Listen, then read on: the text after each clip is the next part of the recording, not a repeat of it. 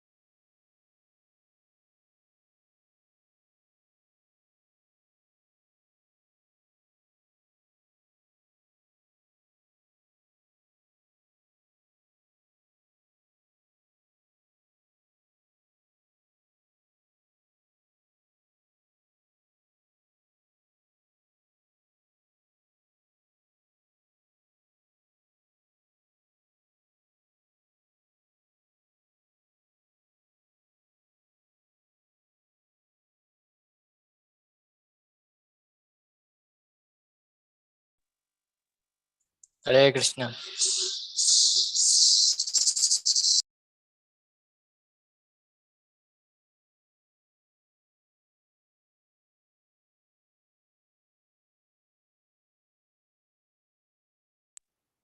Hare Krishna. Hare Krishna.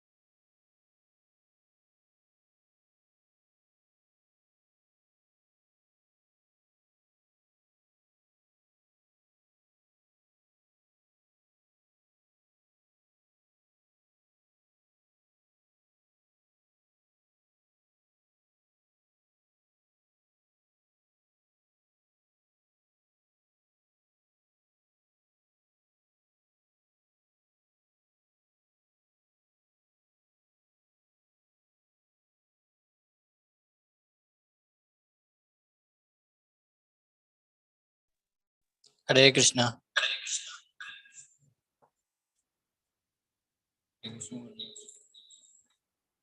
Hare Krishna.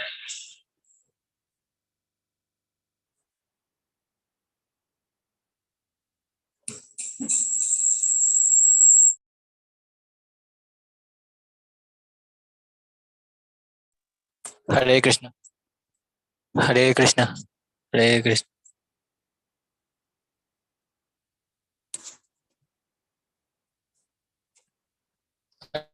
Hare Krishna.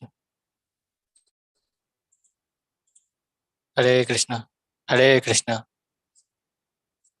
Hare Krishna.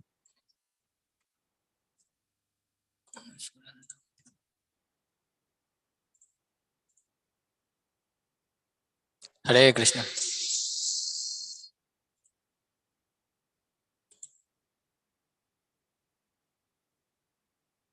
Hare Krishna.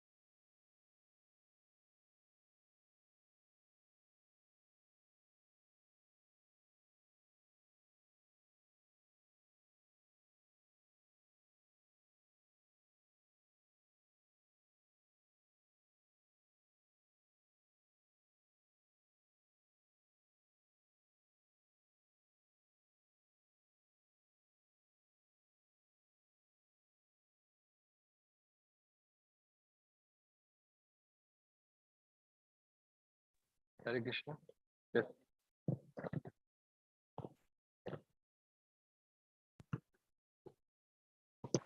So we welcome you all for this ninth session, the course Life Lessons from Bhagavad-Gita.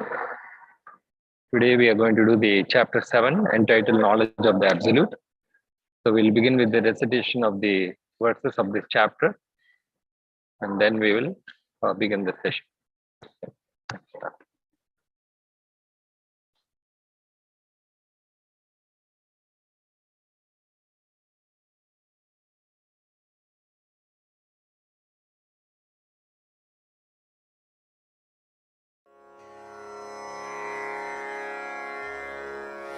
अथ सप्तमोऽध्यायः ज्ञानविज्ञानयोगः। श्रीभगवानुवाच मय्यासक्तमनाः पार्थ योगं युञ्जन्मदाश्रयः असंशयं समग्रं मां यथा ज्ञास्यसि तच्छृणु। ज्ञानं तेऽहं सविज्ञानमिदं वक्ष्याम्यशेषतः यज्ञात्वा नेह भूयोऽन्यज्ञातव्यमवशिष्यते। मनुष्याणां सहस्रेषु कश्चिद्यतति सिद्धये यततामपि सिद्धानां कश्चिन्मां वेत्ति तत्त्वतः। भूमिरापो नलो वायुः खं मनो बुद्धिरेव च अहंकार इतीयं मे भिन्ना प्रकृतिरष्टधा।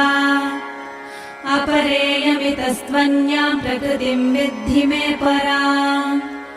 जीवभूतां महाबाहो ययेदं धार्यते जगत् एतद्योनीनि भूतानि सर्वाणीत्युपधारय। अहं कृत्स्नस्य जगतः प्रभवः प्रलयस्तथा मत्तः परतरं नान्यत् किञ्चिदस्ति धनञ्जय। मयि सर्वमिदं प्रोतं सूत्रे मणिगणा इव। रसोऽहमप्सु कौन्तेय प्रभास्मि शशिसूर्ययोः। प्रणवः सर्ववेदेषु शब्दः खे पौरुषं नृषु। पुण्यो गन्धः पृथिव्यां च तेजश्चास्मि विभावसौ। जीवनं सर्वभूतेषु तपश्चास्मि तपस्विषु। बीजं मां सर्वभूतानां विद्धि Partha सनातनम्। बुद्धिर्बुद्धिमतामस्मि तेजस्तेजस्विनामहम्।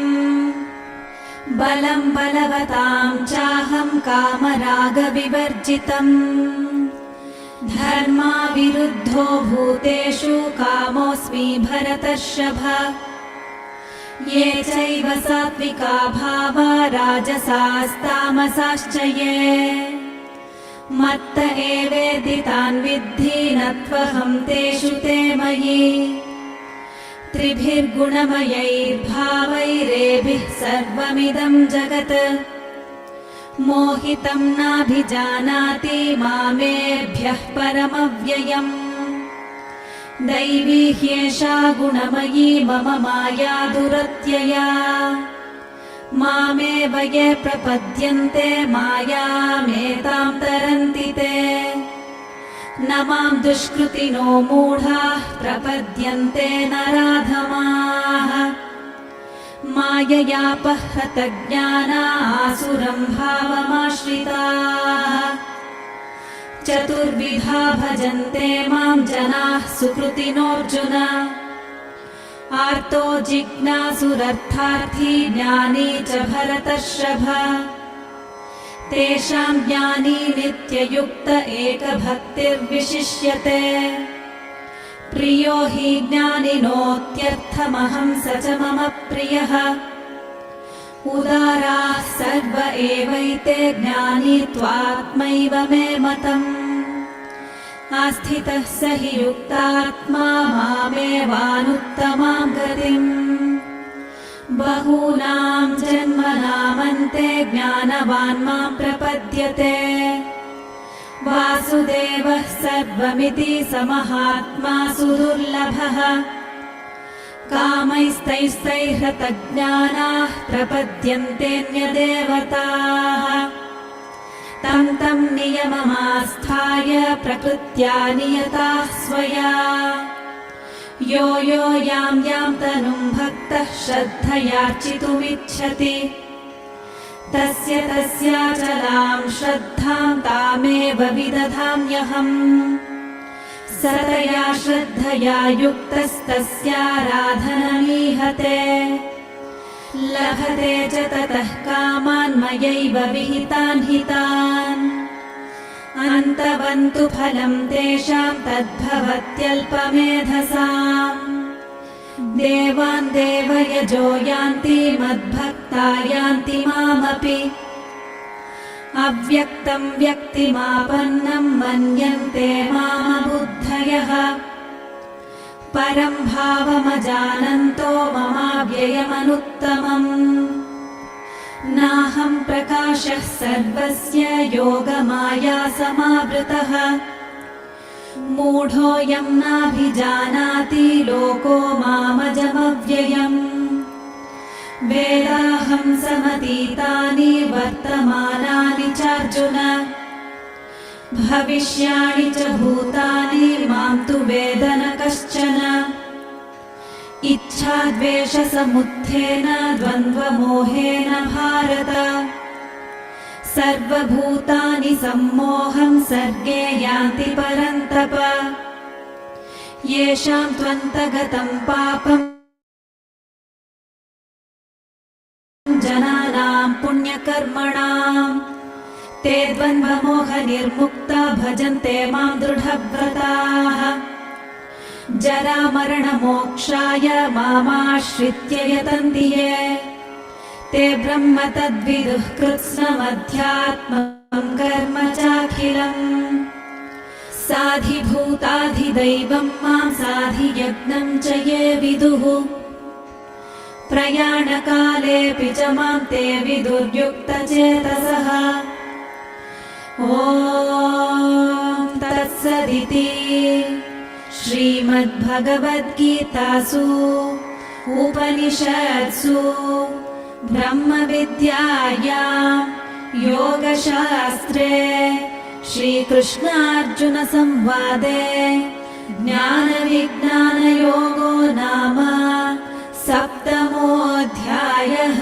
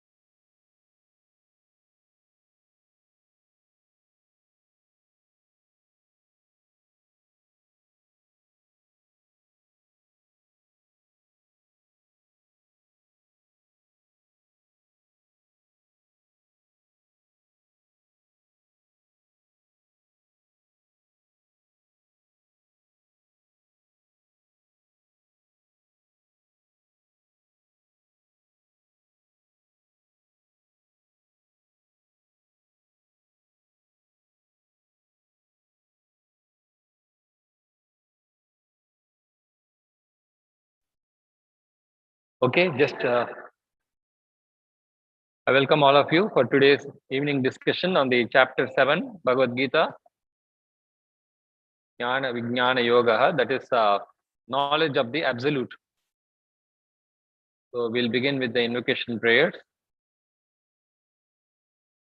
Om Ajnanatimirandasya Gnananjanashalakaya Chakkurunmilitam Yena Tasmai Shri Gurave Namaha Shri Chaitanya Manobishtam Stapitam Yena Bhutale Swayam Rupa Kadamahyam Dadati Shwapadantikam Vandeham Shri Guru Shri Yuta Padakamalam Shri Gurun Vaishnavamsha Shri Rupam Sagrajatam Sargana Raghunathanvitam Tam Sajivam Sadvaitam Shavadutam Parijana Sahitam Krishna Chaitanya Devam Shri Radha Krishna Padan Sagana Lalita Shri Vishakan Vitamsha He Krishna Karuna Sindhu Dina Bandhu Jagatpate Gopesha Gopika Kanta Radha Kanta Namostate Tapta Kanchana Gaurangi Radhe Vrindavaneshwari Vrishabhana Shruti Devi Pranamami Hari Priye Pancha Kalpatarubhyascha Kripa Sindhubhya Eva Cha Patitanam Pavanebhyo Vaishnavebhyo Namo Namaha Jai Shri Krishna Chaitanya Prabhu Nityananda Shri Advaita Gadadhara Srivasadi Gaur Bhakta Vrinda Hare Krishna Krishna Krishna Hare Hare Hare Rama Rama Rama Hare Hare. So those who are on the Zoom as well as those present here, please confirm whether you can hear me clearly. Not. Okay.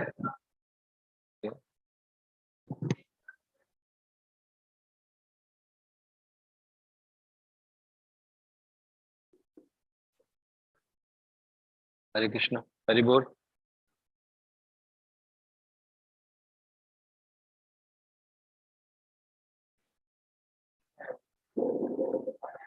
Hare Krishna. Yeah. What about the audience? The Zoom? Can I just confirm someone? Okay. Right. Share this one. Can you share the presentation? He has to reduce the volume. Ask him to bring it back. Ask him to take.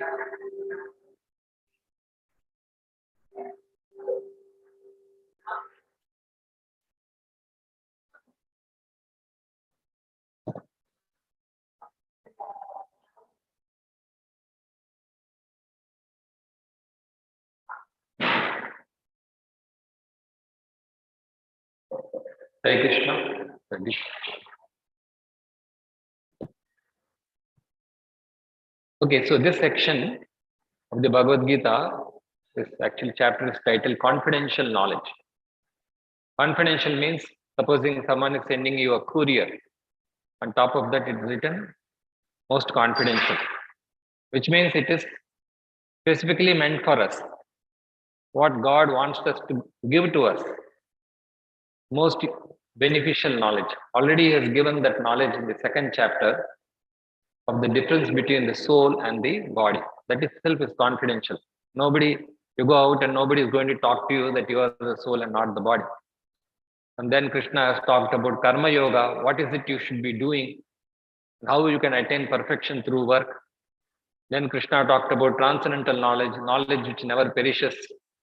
And then based on that knowledge, how you should act in this world. And then how you can control the mind and fix it on the highest goal. So that's how the sixth chapter is concluding. So this chapter, the middle six chapters of Bhagavad-Gita are essentially talking about bhakti. And the last six chapters about knowledge. So unless you have devotion, this work and knowledge will not be so productive. So that's why this is placed in the middle of the Bhagavad-Gita, just like a valuable jewel is there. We put it in a lid and inside a box. So this particular chapter is also known as confidential knowledge because it is giving us knowledge of the absolute. We get so much knowledge. Everyone has different types of knowledge. All living entities have the ability to acquire knowledge because without knowledge, nobody can exist. Any conscious being cannot exist without some knowledge. But this knowledge is said to be absolute, which means it is talking about the Supreme Lord. And that is always beneficial for us. So, Jnana Vijnana, both theoretical and practical knowledge is being given by Krishna. So here Krishna is talking about what is the glory, why we should know about Him. That is being highlighted in this chapter. Obviously, everyone is not interested in this. But if you are interested, what is it you should be knowing? That is the glory of Lord Krishna. Why? If you know about Krishna or know about Bhagavad-Gita, what will be the benefit? Hearing reveals phenomenal and noumenal knowledge, jnana and vijnana. Phenomenal means what we observe in this world. We are seeing, smelling, tasting, touching, and hearing. This is all in our phenomenal experience. We can see it and believe it. But there are some things which are we cannot see, but still we have to believe. For example, there is a mind, there is an intelligence, there is an ego, there is a soul, there is a super soul. All this, we don't see it or feel it, but we know it is existing. So both knowledge is being, not only that, theoretical, realized knowledge, vijnana, vishesha jnana, means special knowledge. Just like what is distinguishing between an ordinary student and an advanced student is, he has some specialized knowledge. And what is it? Why is it special? Because it is about Krishna. Why it is important? Because Krishna is controlling both the material nature as well as the all living entities. And this is very rare knowledge also. Rare means only the person who knows this can give it. So nobody can know better than Krishna, than himself or his bona fide representatives or the scriptures. So that's why it is very rare. Now, but before we know about Krishna, we have to understand him through his energies. Supposing you see a person whom you don't know, but someone tells you he is a very famous person, rich person, beautiful. But when you experience that only, you can appreciate that person. Just like if you say someone is rich, then we want to see how rich he is by looking at his properties or the vehicles he is owning and based on that.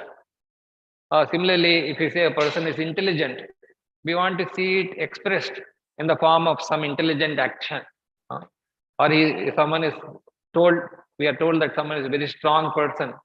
When he demonstrates the strength or his renunciation or his beauty, then only fame, then only we can really appreciate that person.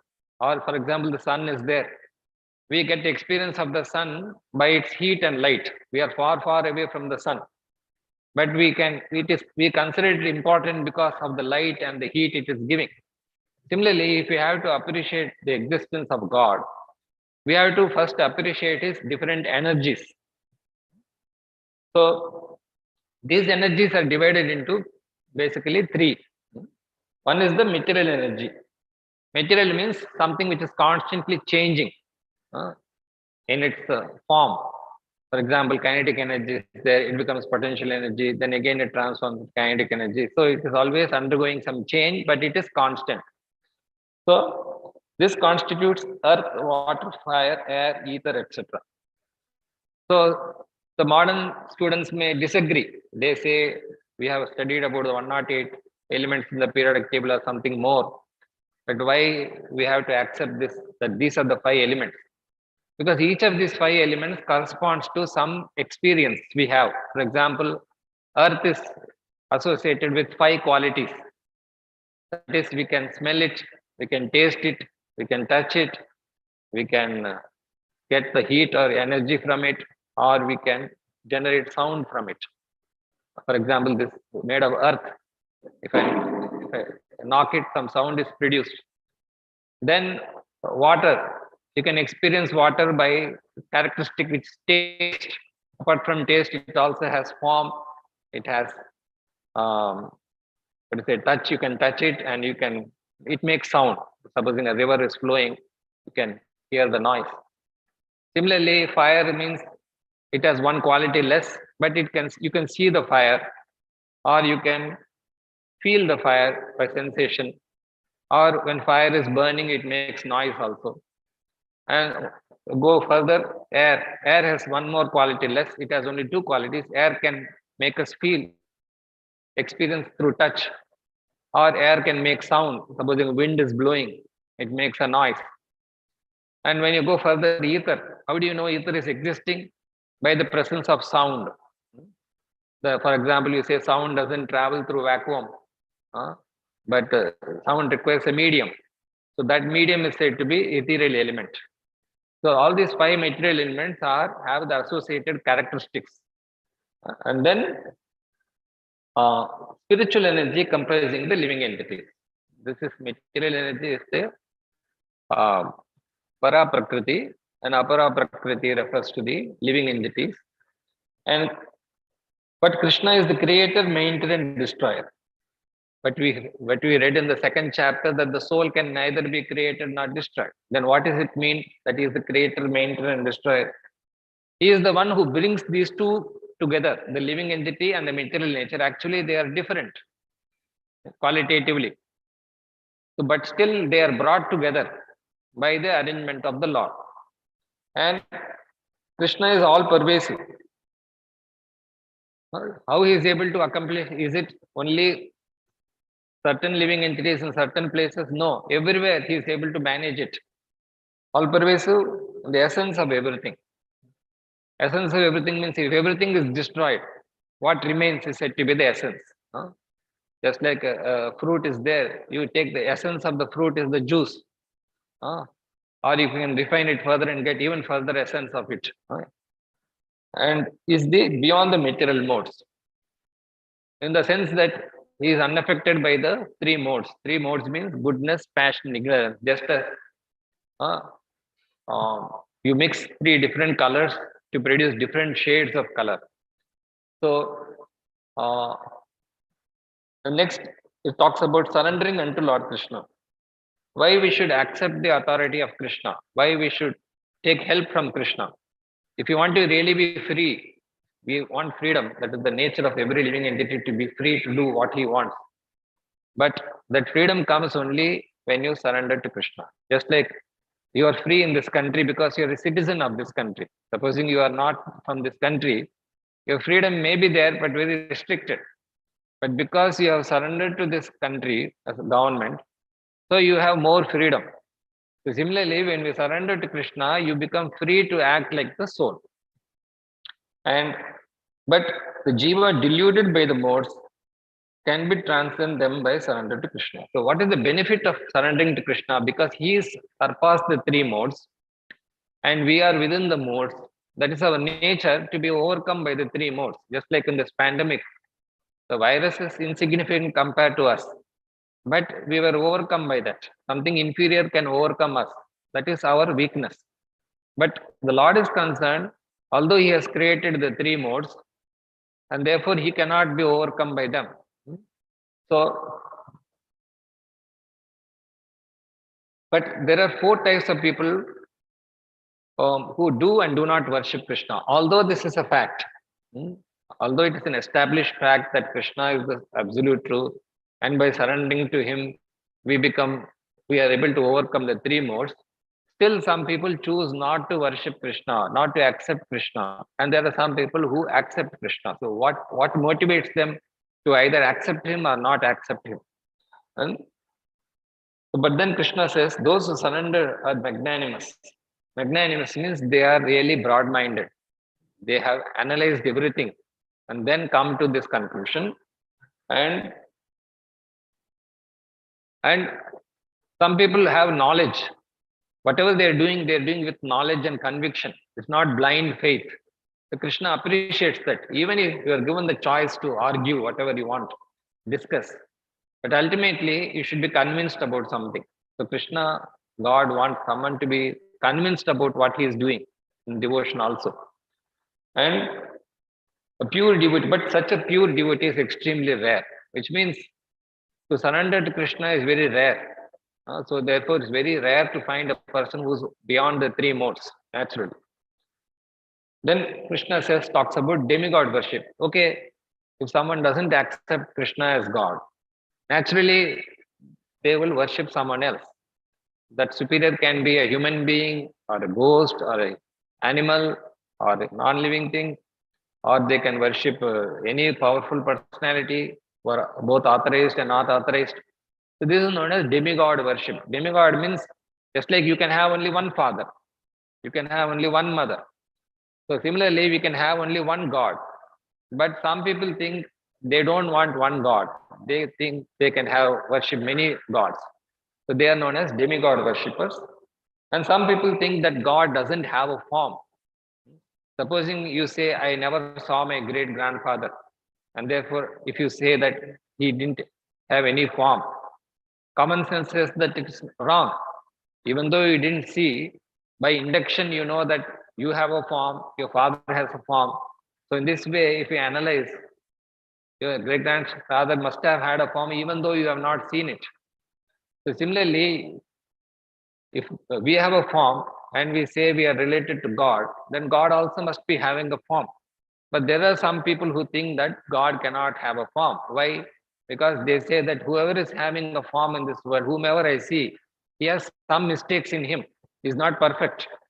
So they conclude that any man, any person in this world cannot be perfect, and therefore God cannot have a form. If he has a form, he will do mistakes, so he cannot be God. So if there's someone perfect, then he should not have form. So this is another conception. So, but then Krishna says such demigod worshippers are less intelligent. Why they are less intelligent will be explained. And then, but still, Krishna does not discourage them. He makes them steady their faith in such demigods because they are his representatives. And why they are attached to demigod? Because they get quick material results that are perishable. First thing is people want quick results. If I tell you, you attend 20 sessions of my class, then only you'll get the benefit. You will obviously think twice why I should attend 20 sessions, maybe 1 or 2 sessions. I'll get whatever I want. So similarly, some people think why I should worship only God Krishna, and that too the way he tells me. I will worship my own way and whoever I will like. So that's why they worship demigods, because they want quick results. But what is the problem with such results? They are perishable. Perishable means you have to again and again go to the same person and request him or do some effort to get those things. And the next category is impersonalists. They are unintelligent. As per the logic I explained, if you know that your father has a form, and naturally, therefore, God has to have a form, but you still deny that God cannot have a form, then you are said to be unintelligent. And someone may argue, okay, if someone argues with me, you say that you have a great grandfather, can you produce him before me? Obviously, I cannot produce him because he is already dead and gone. But I know that he existed because my grandfather has seen him, or my father might have seen him, but I may not have seen him. So like that, if someone demands that God has to show himself, he is under no obligation to present himself. Just like the sun is there, it will appear again only after 24 hours. But if I say demand that if the sun exists, let it appear right now. Obviously, sun is no obligation to fulfill my demand. So now how to overcome this kind of a delusion? Delusion means although the fact is presented before you, still you get confused. So from that we want to come to devotion. So what is causing this delusion? The duality. Duality means that is produced by the 3 modes. The sattva, rajoguna, tamoguna. Just like a person who is very sick, he will see 2 images of the same thing. He cannot hear properly. He cannot taste properly. So which means the defect is with him, not the external. So how do we become devoted to Krishna? First, we have to accept that he knows past, present, and future. Why he is able to know past, present, and future? Because his body is Satchit Ananda, eternal, full of knowledge and bliss. Whereas our present nature is, our body is constantly changing. Why our body is constantly changing? Because our desires are constantly changing and our actions are changing. So with this change, supposing some person is walking outside, after some time I cannot see him, or before some time I cannot see him. Only when he's standing there I can see him. So similarly, because our body is constantly changing, we cannot see past, present, and future. Whereas since God doesn't have a perishable body, he knows past, present, and future.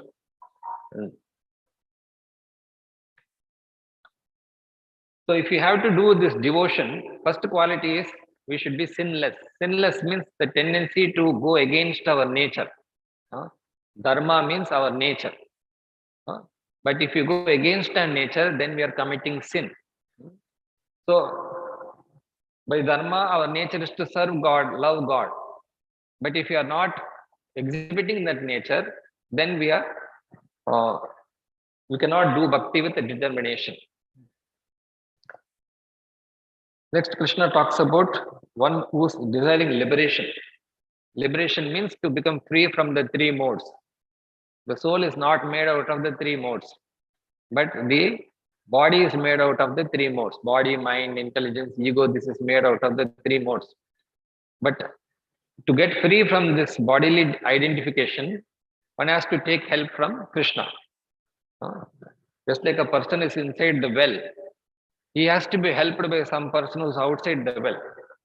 So, what does knowing Krishna mean? That is explained in the last verse. We should know how Krishna is maintaining this material elements, how the material elements, earth, water, fire, air, ether, mind, intelligence, ego, how these are coming from Krishna. The next is Adibhuta, how he is maintaining all the living entities. How he is maintaining the source of all the material elements. Just like some director is there, he is the cause for all these facilities. And then how he is maintaining all the living entities. And then how he is the giving us the benefit of sacrifice. Supposing you are working for some company, ultimately the proprietor is the one who is giving the salary. Maybe the salary is credited by the accountant, but ultimately the salary is coming from the supreme. Similarly, whatever austerities I am doing, I am getting the result. So who is giving that result? That is the Adi Yajna or the. So this is a quick summary of this chapter.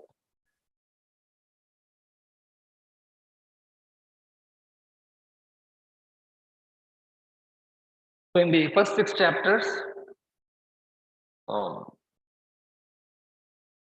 different types of yoga have been mentioned. One is the Sankhya Yoga. Sankhya Yoga means analytical study, the difference between the soul and the body. Then talked about Karma Yoga, how action can fetch you some result. Then we talked about Jnana Yoga or knowledge, result through knowledge. Then we talked about Nishkama Karma Yoga, means working with detachment. Then we talked about Dhyana Yoga or mind control and sense control.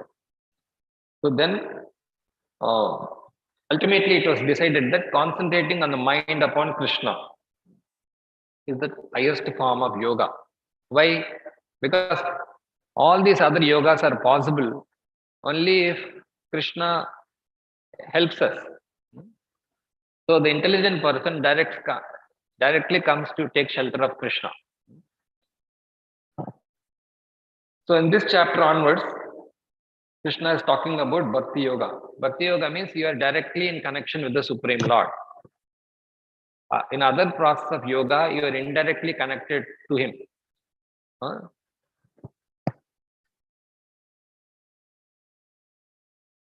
So that is known as devotion.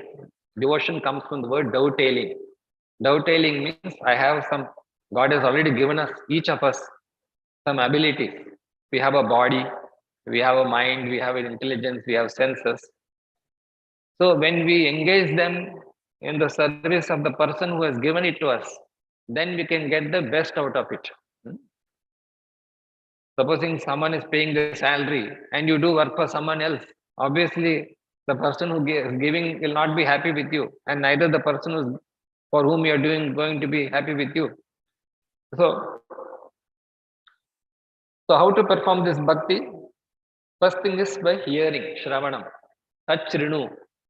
Krishna is beginning this chapter by telling Arjuna, please hear. Other day one person was asking how we can get this, imbibe this knowledge of Bhagavad-Gita. The best thing to do is just to hear Bhagavad-Gita. Don't have to do much first. Just by hearing, all of us began like that only. We didn't know anything about Bhagavad-Gita 30 years back. But you are just hearing. That is the only work you have to do, hearing. Once you keep hearing, naturally, other activities of bhakti will begin.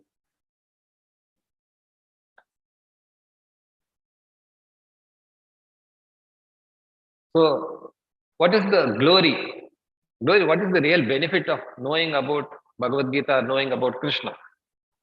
So as I said, first when you hear, many things we hear, but that doesn't reveal knowledge about it. We come across the world, so many things, so many sources of information. Just because you know about it doesn't mean you understand it, that you might have experienced. If I ask you something, do you know? You say, yes, I know.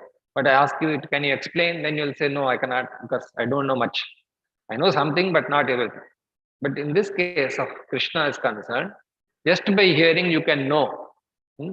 That is the beauty of this knowledge about Krishna. That's why Krishna is saying, please hear. What does Krishna want to hear about him? By taking shelter of me, mad ashraya, and practicing bhakti yoga with mind attached to me, maya sakta mana, you can know me in full, jnasyasi samagram, free from all doubts. So four things are mentioned here. First is by taking shelter of Krishna. Next thing is practicing bhakti yoga. So practicing means whatever it tells you, try to do step by step. Then how can you do that? With mind attached to me. You meditate on that.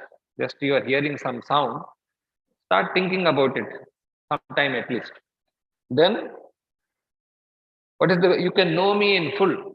If you do these three things, you take shelter, then you practice it, and you fix your mind. Then what follows is you will know me in full, which means gradually he will reveal more and more about himself.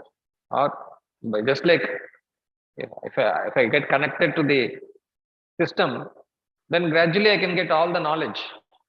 Although the knowledge is far away from me, because I am connected through some process, I am able to get full access.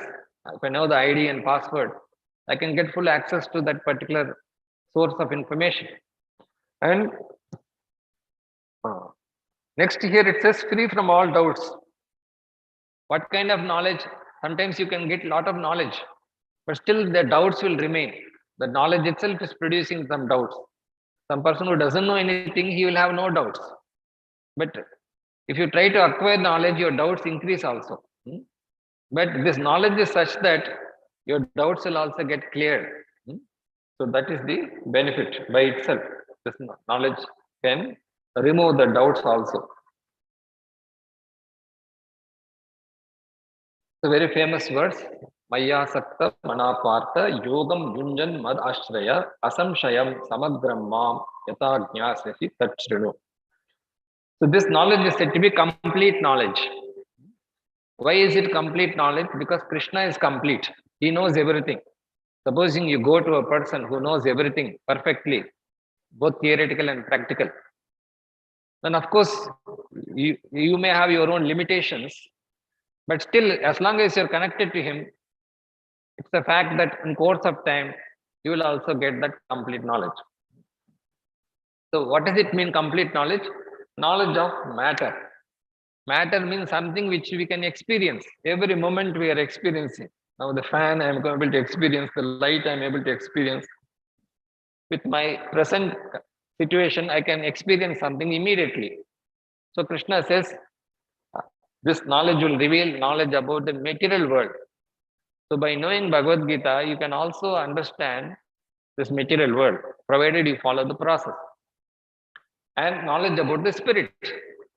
No matter all the material facilities may be here, unless living entities come here, nothing will move or nothing will function. For example, this laptop or mic didn't function on its own. Someone had to come and set it up. So we'll also know about living entities or spirit soul and the controller of both. Someone should be able to control both this material nature and this living entities. Because material nature, supposing it goes out of our control, we cannot manage it. Supposing an earthquake comes now, it will be, we cannot manage the situation. But there's someone who is holding things together, and that's why this earth is not ripping apart.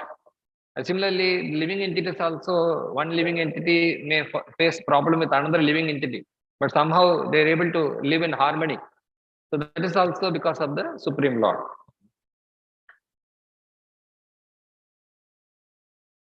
The next verse talks about Jnanam Teham Savijnanam. Here, Jnanam Vijnanam. So it can mean phenomenal and noumenal. Phenomenal means what? Just like an electron is there or an atom is there. Nobody can see an electron or an atom because it is beyond our perception. But you can feel it by its effect it is producing. By its effects, you can say that yes, it must be like this or it could be like this, whatever properties. Similarly, this phenomenal knowledge is something which we can experience. Noumenal, which we cannot experience, but without that, the phenomenal cannot exist. Just like if there are no atoms, assume there are no atoms, then obviously this object cannot exist. But I can see this where I cannot see the atom. So although atom is more important, I don't see it. But whatever I am able to see is depending on what I cannot see. Similarly, the phenomenal experience is what within my perception, but the noumenal experience is the cause for that phenomenal experience. Jnanam teham savijnanam idam vakyami asheshatah. I will speak, he is saying, unless Krishna speaks, because it belongs to him. This energy belongs to him. Unless he tells, supposing a person is very rich person, unless he comes and tells you how much money he has, you will keep only guessing. Unless he demonstrates his strength or intelligence, there's no way you can figure out. So he is saying, Vakshyami asheshataha. Asheshata means, I will not withhold anything from you. If you go to some rich person, he may withhold information because you are not so close to him. But here Krishna says, I will tell you openly about myself. Why he should tell you? Yajñatva neha bhuvonyat natavyam ashashyate. Knowing this, nothing further shall remain for you to know. In other words, Arjuna's dilemma was, he doesn't know what will be the outcome of this war. He doesn't know whether he should fight or not fight. And he doesn't know what will be the consequences, whether he will incur suffering or he will cause suffering. But now Krishna says, if you hear from me this knowledge, then you will be able to understand everything about yourself and about others. So now there are two aspects. If you want to know about someone, one is the greatness and his sweetness. Greatness we all know. We know about so many great people. If you say so and so prime minister is great, so and so king is great, okay, we have heard about him, fine. But when you become very intimate to him, then relation becomes more sweet. You can appreciate that greatness better. Right now, he may be great, but I don't see any benefit out of it. If I say so and so is very rich, famous, beautiful, okay, he is beautiful, he is rich. What does it matter to me? But let us say he is my very close friend. Then that really matters to you. So the greatness and sweetness of Krishna.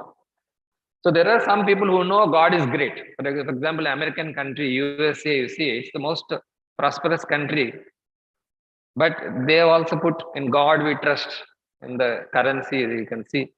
But if you go and ask an American, what is God, who is God? They may say, I don't even believe in God. So generally, Jnani refers to theoretical knowledge and Vijnana refers to realized knowledge. Realizing Krishna's sweetness is greater than knowing his energies. Generally, we appreciate a person by his energies. Unless he does something, we will not appreciate him. But there may be situations where he need not demonstrate every time.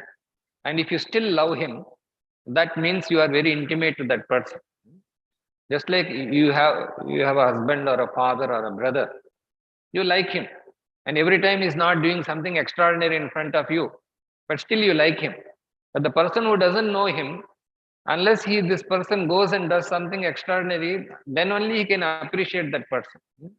So that is the two levels of knowing and appreciating Krishna. Now Krishna also says this Vijnana is very rare. Why it is rare? Manushyanam sahasreshu. Which means among thousands among men, which means coming to the human platform itself is very rare. There are 84 lakh species. Among that, only 4 lakh human species are there. So, you may be in the higher planets or you may be in the lower planets. But coming to human form is very rare. And having come to the human form also, to know and realize Krishna is even rare. Manushyanam sahasrish kaschid yatiti siddhaye. One may endeavor for perfection and attain it. Hardly anyone is interested in knowing about Krishna. And even if they know about Krishna, they cannot know him in full. Why? Because they have to approach him the way he wants him to approach them. Yatataamapi siddhanam kaschin mam vetid. Of those who have achieved perfection, hardly anyone knows me in truth. So we may know the facts about Krishna.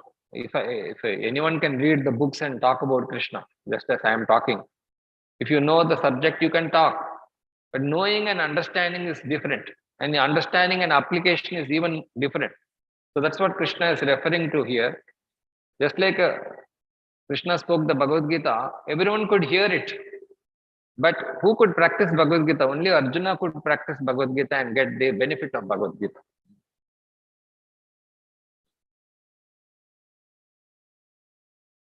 So knowledge of Krishna's energies. So before we know about Krishna, we have to first look at his energies. Supposing I say a person is rich and I show in the bank balance, he has so much money, he has built so many houses, then or you show different photographs of that person, then we can appreciate. So in this section, Krishna shows how he is the source of both the material and spiritual energies. And everything within our experience is a combination of these two energies. Just like a person is very beautiful, but he is dead, a dead body of a very beautiful person. Obviously, it is not going to be as attractive as when the person was living. So if something is beautiful means it's a combination of both material and spiritual. So Krishna first talks about his material energy or apara prakriti. Apara means inferior, para means superior. And it is referred to as the Maya Shakti. Why it is said Maya? Maya means it's illusory. It looks very important to us right now. Although it is not so important, we give it more importance. Bhumi, Apo, Analo, Vayu. What are that? Come. Bhumi, Apo, Analo, Vayu, come. Earth, water, fire, air, and ether. As I already explained about these 5 elements, they have, each one of them has one quality. Starting from ether, the property of ether is it produces sound. And once sound is there, you develop your sense of hearing. That is the ears. Then the sense of touch. Then air is produced. And because of the air, the ears are produced. And next is the fire. Fire has form. Because of the form, eyes are produced. Then you have water. Because of water, taste is produced and the tongue is resulting from that. Then you have the smell. Because of smell, earth is produced, and because of earth, the nose is produced. So there's every connection between the material element, the senses, and the sense object. Sense object means eyes, ears, nose, tongue, and skin. Depending on a different body, you have different type of eyes, ears, nose, everything. But the senses are there, subtle senses, and the material elements are there, which have those properties. And these sense objects have also similar properties. If I am able to hear means there is some air in the ether element should be there in the ear. Then next is talking about ahankaram iti yamme. Mana buddhi eva cha ahankaram. Mind is nature is accepting and rejecting. We all of us have this nature. We cannot see the mind. But because we are always accepting and rejecting, we know that there should be a mind. But intelligence is superior to the mind because we are able to discriminate. Although so many thoughts are coming, I am able to focus on some of the thoughts. That is because of my intelligence. And above that is the ego. See, all of us have same amount of intelligence, but how we use that depends on the ego. Just like a student is using his intelligence in one way, an animal is there, it is also having intelligence, it is using it in another way. A worker is using his intelligence in a different way. A politician is using his intelligence in a different way because his ego is different, his identity is different. So he uses his intelligence in a different way. A criminal is also, a terrorist also is very intelligent. So, Vinna Prakriti Ashtada. These are 8. Ashtada means 8. 5 gross and 3 subtle. These constitute known as the Apara Prakriti or the separated energy. Why it is said to be separated? It is not conscious. It cannot function on its own. And then we have the Krishna superior energy, spiritual energy or Para Prakriti. Para Prakriti means it is transcendental to the 3 modes. These 8 elements, they are comprised of the 3 modes. Depending on how you 2 to the power of 3. 2 to the power of 3 is 8. The duality is there. 2 that to the power of 3, it produces these 8 elements. 5 gross and 3 subtle. But there is the Para Prakriti, that is the spiritual energy, which is not made out of these 8 elements. That is known as the Jiva Shakti or the living entity. Apareyam itvastanya prakritim vidhi me param. Besides this inferior and unconscious energy, know that there is another superior conscious energy. The living entity by nature is conscious. The material energy by nature is not conscious. So that is the main distinction between this Apara and Para Prakriti, or inferior and superior energy. But what is the problem with the living entity? He said to be Tatashta Shakti. Means sometimes he becomes inferior to the material energy. Just like when we are very healthy, the bacteria, viruses, germs, so many they are around us. But when we are healthy, they cannot harm us. But when I become weak, they can control me, including I may lose my life also, as we saw in the pandemic. So this living entity, although he is superior to the material energy, he can become subordinate to the material energy, at least temporarily. That's why it's known as Tatashta. Tatashta means in the beach, if you go to the beach, on the shore, sometimes it is covered by water, sometimes it is not covered by water, because the waves are coming and going, coming and going. So the living entity, although he is superior to the material energy, because he is conscious and is not made of this material element, because of the false ego, he assumes the false ego. Just like we accept a disease, germ, and we become sick. Similarly, the living entity can become subservient to this inferior material energy. So then, Krishna, so what is the solution? To recognize that Krishna is the creator and destroyer. He is the one who's bringing this material and spiritual energy together. And if that is causing the illusion, he can also remove that illusion. He can help us to remove the illusion. Krishna is bringing the living entity in contact with the material nature for a specific purpose, because the living entity wants to enjoy in a certain way. So he is enabling that by bringing the living entity in contact with material nature. But in that process, what is happening? The living entity is becoming subordinate to the material energy. So who has to help him out of in that situation? Only the Supreme Lord can help him. Just like if your parents are teaching you how to swim and they put you into the water, as long as you're swimming, fine. But if you're in trouble, only they can come and help you. So Krishna is the maintainer and the supreme personality. Mata parataram nanyat kinchidasti dhananjaya. So Krishna, there is no truth, no one superior to me, or conqueror of wealth. Here Krishna is telling Arjuna Dhananjaya, which means Krishna is reminding Arjuna about his past accomplishments. So you have accomplished so much in life. Don't become weak and subordinate to this material energy. So what is there? There is no truth superior to me. Neither there is something you should know about, nor you can trust anything other than me. Why? Mai sarva midam protam sutre manigana iva. Supposing a pearl necklace is there. In the pearl necklace, you only see the string of pearls. You don't see the thread which is running through the pearls. But if the thread is not running through the pearls, obviously the pearl necklace will not be in place. Similarly, we see everything so attractive around us. But if the Lord is not present behind it, then that will not exist itself. So that's why there is no truth superior to me, O conqueror of wealth. Everything rests upon me as pearls are strung on a thread. So Krishna is the supreme maintainer of the whole universe. So in the next 4 verses, he is explaining how he is the maintainer. He is the source, cause, and basis of everything. He is also the essence of everything. 4 things he is going to elaborate.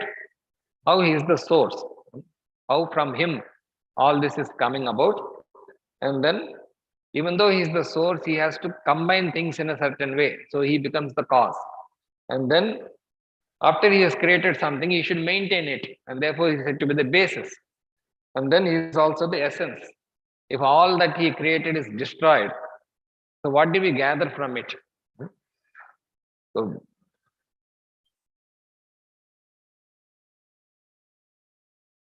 So this Krishna is all pervasive and the essence of everything. How we can perceive, how can we at least get a feeling that God exists? So he is explaining, Rasoham apsu kaunteya. I am the taste of water. If you take distilled water, for example, distilled water has no taste. But original water has some taste. So how that taste came, that water, we don't know. We can't explain. Maybe you can add some essence, this and that. But original water is tasty. But when you distill it, the taste goes. So how the taste is there in the water? So inconceivable. So Krishna says, I am that taste. And then Prabhashmi Shashi Surya, sun and moon. They are able to produce unlimited amount of light, although they are far, far away. So how it is possible? Krishna says, I am the light of the sun and moon. Pranava Sarva Vedeshu. Pranava means Omkara. A, U and Im. When you say you have to open your mouth. U, you have to roll your tongue. Im means you should close your lips. Just check the door. So without these 3 combinations, you cannot speak anything. U and Im combination, we cannot produce any sound. All the knowledge is revealed through sound.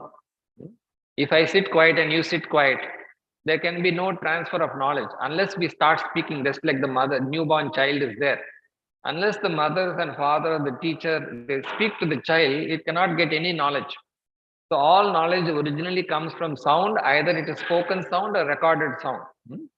So Pranava Sarva Vedeshu. Veda means knowledge. And that knowledge is given in a cryptic form. That is known as a mantra. Shabda, K, Paurusham. Shabda means sound. And K means ether. How sound is produced? Because of that medium known as ether. Nobody can see ether. Air, at least you can touch ether, air. But can anyone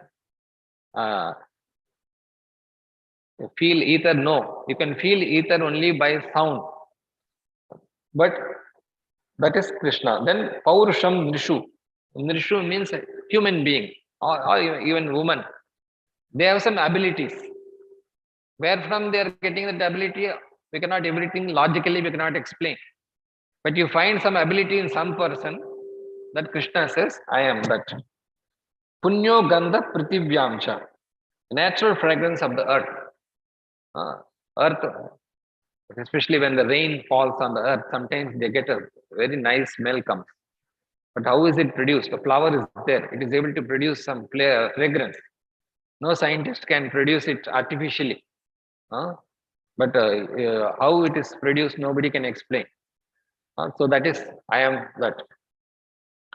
Tejas Chasmi Vivavaso. Vivava means fire. Tejas means heat. When fire is there, I can feel it by its heat and light. But how that is, it is producing heat and light, I cannot explain. Scientifically, you can give so many theories. But the moon is there, for example. Moon is not hot. Sun is hot, I know, and that's why it is producing light. But moon is not hot, but still how is it able to produce light? So then Tejas, then Jivanam Sarva Bhuteshu, I am the life of all that lives. Just like some people may be living in coma, but the person is in life, alive only, but he is not active.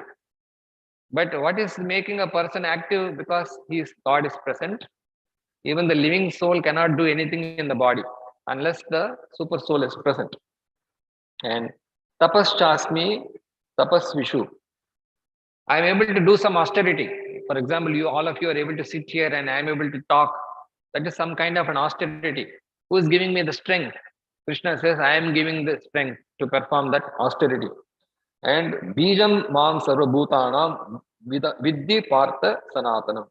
Bijam means I am the original seed of all existence. Just like a huge banyan tree is there, or there are some trees which are very big in size. But if you see the seed, it's very small. You have to see it under almost like a microscope. How such a small seed could produce such a big tree?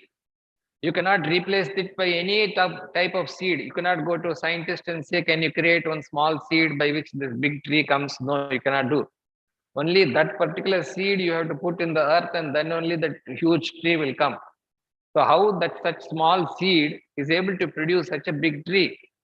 So Krishna says, I am the seed of all existences. Buddhir buddhimatam asmi. I am the intelligence of the intelligent. Someone is very extraordinarily intelligent. Krishna says, normally we appreciate that person and forget God. So most of the intelligent people, if you ask them, do you believe in God? They will say, I don't believe in God. And people think, oh, such an intelligent person itself doesn't believe in God. So maybe he's right. But Krishna says, you have to understand, if that person is intelligent means, I am giving him the intelligence. Tejas Tejasvinamaham. Tejas means prowess. Prowess means he is able to, someone may be talented, but he may not be able to bring out his talent. But if someone is able to bring out his inherent abilities and talent, that is, I am the prowess of that powerful man. Balam Balavatam Cham, the strength of the strong. But Krishna says, Kama Raga Vivajjitam. There are so many strong people, even the elephant is very strong. And you see very cruel people, they are very strong. But here it qualifies that by saying, free from selfish desire and attachment. Because some people may be momentarily very strong. But you have seen so many, Mike Tyson was there. He said, I am the strongest. And the next moment he was implicated in a crime. So Muhammad Ali was there. He said, I am the strongest. But then he got a disease and he lost all his strength. So that kind of strength is not Krishna. Because if you say so-and-so is strong and Krishna has given the strength, the next moment you see he is not strong, then you think, what kind of a God is he?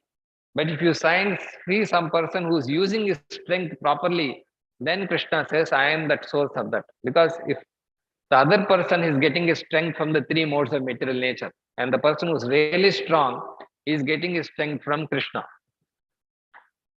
Dharma aviruddho bhuteshu kamosmi bharatarshaba. And sex life, which is not contrary to religious principle. Which means we have desires. Here kama means desires. And some desires we are permitted to fulfill, provided we follow the guidelines of the scriptures. For example, you have a desire to eat. Scriptures are telling what to eat, how to eat, why to eat, and recreation, whatever desires you may have, they are permitted, provided you follow the scriptural guidelines. But still, Krishna says, although these energies, you can realize me through these energies, I am not dependent on them. Rather, they are dependent on me. That has to be understood. Why? Because supposing some people say that sun will die. In other words, they say that sun will produce heat and light as long as it lives, and after some time the star dies and then no more heat and light. So someone may think, okay, I can appreciate God by his energies, but maybe after some time all these energies will die and that's the end of God. No, therefore he says, I am beyond the modes.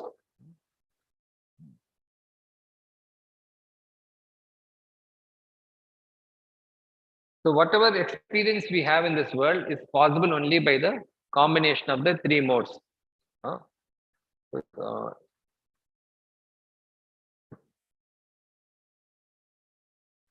So, okay, after knowing about this, what we should do next?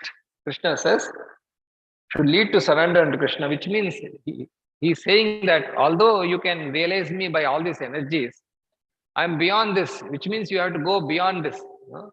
It's not just like if you go in an aircraft, You can leave the ground. You can go above the ground. But again, after some time, once the fuel is exhausted, again you have to come back to the ground. But let us say you go beyond this atmosphere. Then you are not bound to anything which goes up will come down. The law of gravity. But let us say you go beyond the gravitational force. Then you can leave this planet. Similarly, right now, if you can appreciate God through his energies, but that is not sufficient. Also, he says, this should lead to surrender. But ignorance of his greatness caused due to attachment to his inferior material energy is an obstacle to such a surrender. If someone says, okay, I'm happy with this world, I don't need to know about anything about God, who is the source of the energies, then he will not reveal more details about himself. So,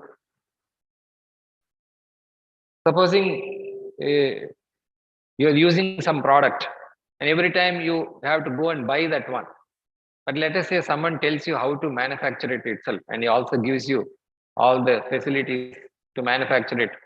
Obviously, you don't have to keep on buying it next time. Next time you can do it yourself. So similarly, by knowing about him, Lord Krishna will now explain the importance of taking his shelter along with those who do and do not take his shelter.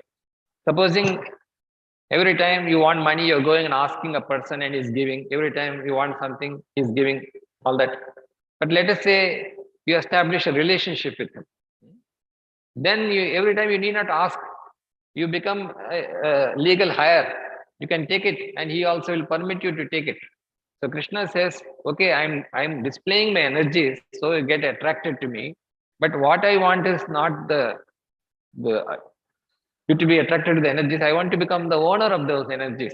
Just like if you become related to some person, you become the owner, at least a part owner of his opulences.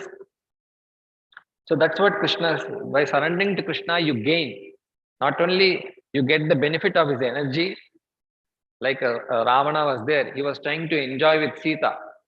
But Hanuman was there, he was trying to serve Lord Rama. And he could serve Sita Devi also, and Sita Devi also gave him so many benedictions. But Ravana, he tried to enjoy Sita separately from Rama, and therefore he had to be killed.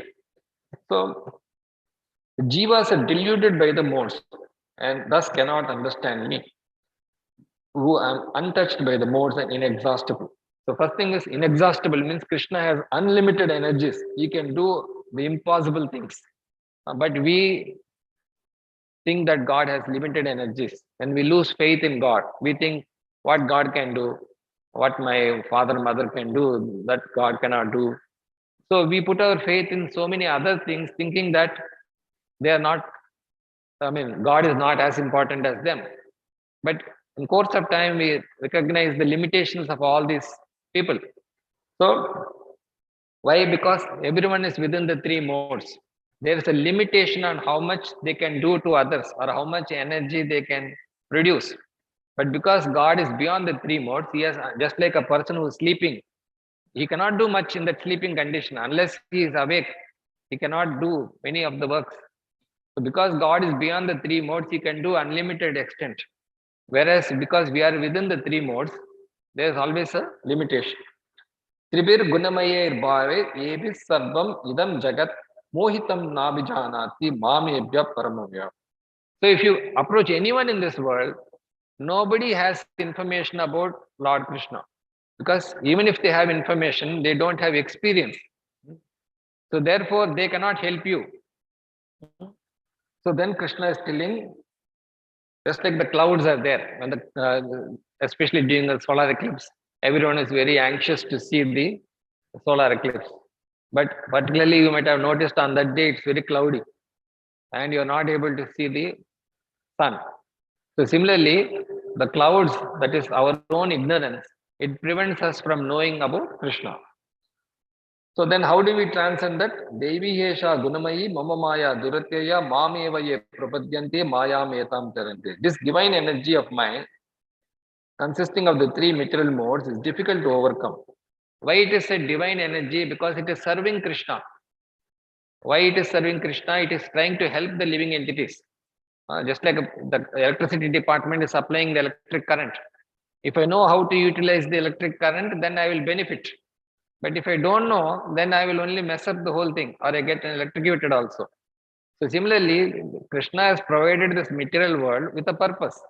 If you know the purpose, you can benefit. Just like the mind is there. If you know how to use the mind, it is your friend. But if you don't know how to control the mind, then it becomes the enemy. Similarly, this material energy, as this divine energy, is provided by God with a purpose. If you know the purpose by surrendering to Krishna, then it will be your friend. But the same material energy can become your enemy. Mameva ye prapadyante mayam yayatam tanti. What does surrender unto me means? If you understand the relationship of this material energy, the living entity with the Supreme Lord, then you can benefit from other living entities and the material nature. So that is known as surrender. Surrender means knowing about Krishna. Supposing you say surrender your check, you don't go and give the check here and there. You go and surrender the check to the right person, authority in the bank. Similarly, we have to surrender our false ego. Surrender our false ego to the right person. Then if you do that, then you can overcome this insurmountable material energy.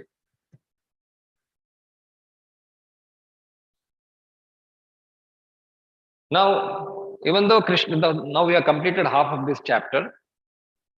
Now still there are some people who will not surrender to Krishna. So that Krishna first tells about them. That is, Namam dushkritino mooda prapadyante naradamaha mayaya aparuta jnana asuram bhava masvitaha.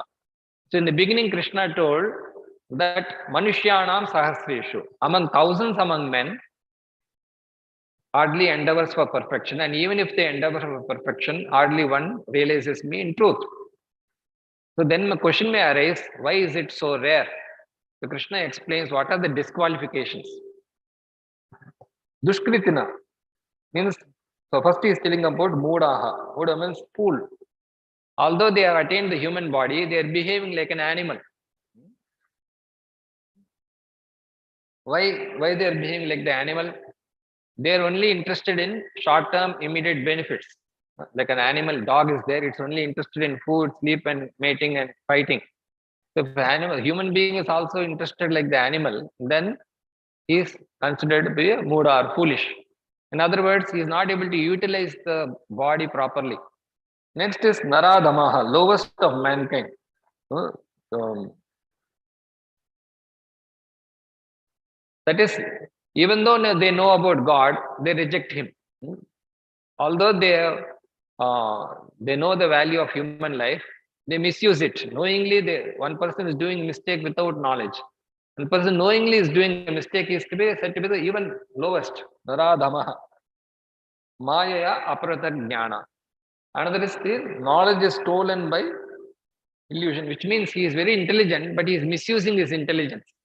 Just like the lawyers are there sometimes. They study the law to break the law. And there are many doctors, they know medical science, but they use that to exploit their patients. Or some people may know the scriptures very nicely. And using the scriptures, they will exploit their followers. The devil cites scriptures, they will say. The devil only, but he knows scriptures thoroughly. Why? What does he know with that knowledge? He misuses. I think you have to reduce that volume. Going. And Asuram Bhavam, demoniac atheist, enemies of God. Sura and Asura. Sura means they know what is their long-term benefit. Asura means they are interested in short-term benefit. So these four categories of people you will find everywhere. That is the foolish, the lowest among mankind, the intelligence stolen by illusion, and who are atheistic. So they don't surrender to Krishna. And there are also four types of people who will surrender to Krishna at different levels. Who are they? They are known as the Sukritina. Sukrita means pious. Pious means they are on the right path. So Bhajante, they worship Krishna at different levels. Prapadyante, surrender. They also surrender to Krishna in different degrees. Who are they? Chatudurvida Bhajante Mam Jana Sukritino Arjuna Artho Jignasu Arthati Jnani. The first category is the distressed, Artha. Artha means he is in suffering, he is going through so much suffering, immediately he remembers God. For example, in 2001, that twin towers were bombed. Then immediately the first question was, everyone was thinking about God. Even during the pandemic, some people were praying to God. And the war time also people were praying to God. So it is a natural that when there is distress, we think about God. Then Jignasu, some inquisitiveness, like the Saunaka Rishis, they wanted to hear the Bhagavatam from Sutta Goswami. So just like some of you have come out of inquisitiveness. Okay, then what is Bhagavad-Gita? Let me know. Then we have Artha-Arthi, desiring wealth. Wealth means from this knowledge, he wants to get some benefit out of this knowledge. Just like Dhruva Maharaj was there. He wanted to get a kingdom bigger than his grandfather. Grandfather was Brahma. Then his father was Uttanapada. But so he thought, if I meet God, I can get that thing. So his only objective in seeing God was he can become wealthy. So this is third category. Fourth category is Jnani, which means he already has some knowledge. He has theoretically complete knowledge. Just like you are a qualified engineer, but you don't have experience. But Jnani means he has the knowledge and he is looking for the experience. What is theoretically he knows, he wants to experience it. And he is searching out for God. So that's what it says. So why they are Sukriti? Because even though they are suffering, even though they want wealth, even though they are seekers, and even though they are knowledge, they follow the scriptures. That is very important. It's not necessary that person is suffering, he will think about God. There are some people who are suffering and they get into bad habits. Some people want money and they will get into bad habits, illegal means. And some people are seeking knowledge, but they go to the wrong person.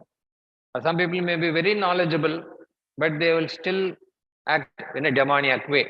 But here Krishna is telling about those who follow the scriptures. They are known as the Sukritinas.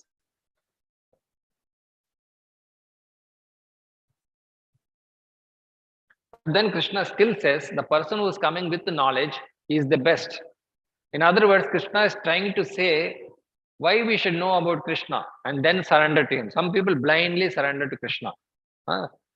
Just like a person will come now, he will ask 100 rupees from me. He is coming to me, that is good, but he is coming only for 100 rupees. But you are coming for something more valuable to me. So, similarly, the person who is coming with the knowledge to Krishna, he is the most likely to continue to be serving Krishna. So some person who is having problem, once his problem is solved, he will go away. Another person, once he gets the wealth, he will go away. And another person, he gets some limited knowledge, okay, enough. Something I have learned, enough, and go away.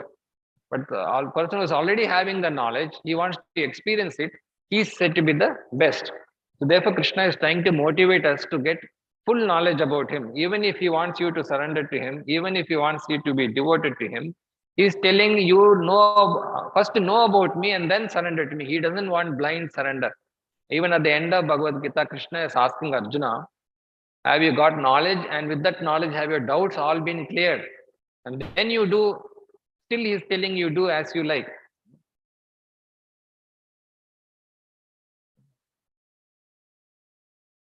Bahunam janmanamante jnanavan mam prapadite vasudeva sarvamiti sa mahatma sudurlabha. So to come to this realization that Krishna is the cause of all causes. So how one can be the cause of all causes unless he is beyond the three modes? Supposing you are very sick, you are medically not fit, you cannot do some things. So similarly, unless one is free from the three modes, he only can accomplish anything. So that's why he can become the cause. Supposing you have a problem, you go to someone who's already having a problem, he cannot help you.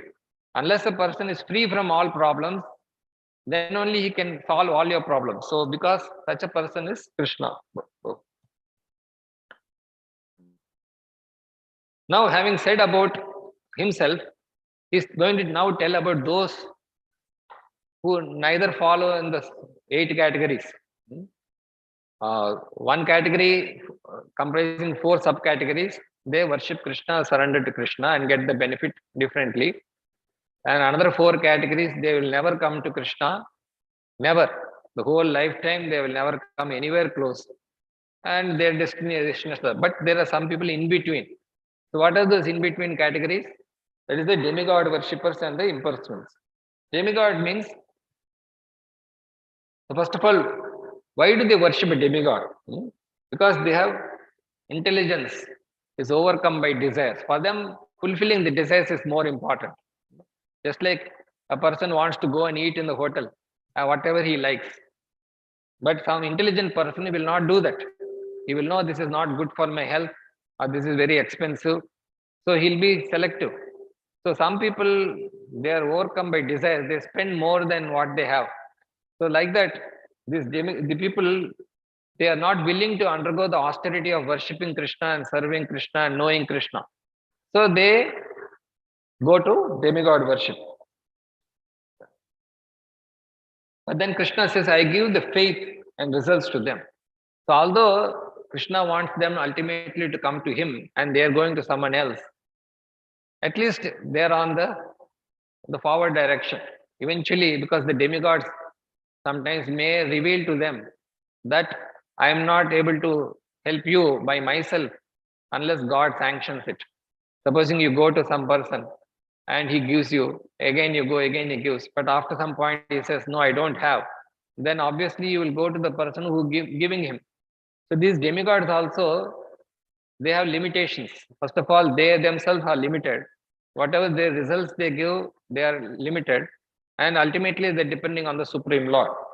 So Krishna does not discourage such people. Although he condemns such demigod worship, at least it's possible that at some point they may turn to Krishna if they are intelligent and get the association of devotees. But the problem, as I said, the demigod worship, the demigods are limited, their results are temporary, and you remain unintelligent. Unless you are really come in contact with another intelligent person, you think this is enough. And another problem is, you go to their abode. Krishna wants us to go to his abode. But you end up in that place. Just like there are so many places inside IIT. You could have gone there. You came here because you wanted something. So depending on what you want, that will lead you to that particular destination. So if you want to worship Krishna, you come to Krishna's planet, and if you think that someone else can satisfy my desires, I go to that person. But once you go there, supposing you have 100 rupees, in that 100 rupees you have the choice of buying 2 tickets, either to place A or place B. Supposing you put the 100 rupees in going to buying the ticket for place B, obviously from there you cannot come to A because you have exhausted your money. So if you exhaust your abilities in worshipping demigods and getting those results, you will not be left with anything to serve Krishna. So that is the problem. And what is the next category? Impersonalists. Those who believe that God doesn't have a form. Supposing, same, and already we discussed in depth. Supposing you say this room came about on its own, some chemical reaction happened, some physics, and you try to explain how this room came about by using physics, chemistry, biology. That is not very intelligent. You know for a fact that unless people were involved, this could not have happened. But there are some people, because they don't see God, they think that there is no God existing. Or even if he are existing, he doesn't have a form. Because they see that all of us have some mistakes, some defects. So they think that there is no such person who has no defects because they have not seen him. So therefore they say God must not have a form, and temporarily he has a form, and after his original nature is no form. So, but that is also not appreciated because that is not very intelligent, because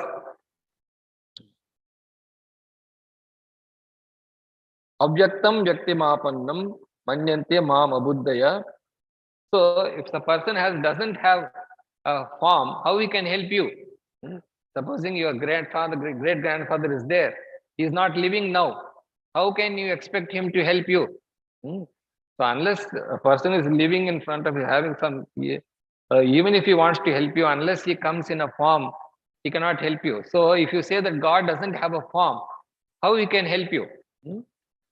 So he may not have a form like us, but definitely he must have a form. So that is the intelligent way of thinking. So now one may ask, as we told in the beginning, the sun is there. I cannot demand the sun to appear. I cannot ask God to prove himself that he is existing. I cannot go and demand the Prime Minister, you come and show me. If you are the Prime Minister, you come and meet me. No, you have to go to him. So similarly, God is not duty bound to reveal himself to us. Just like the sun is there, the moment sun appears, the cloud also appears.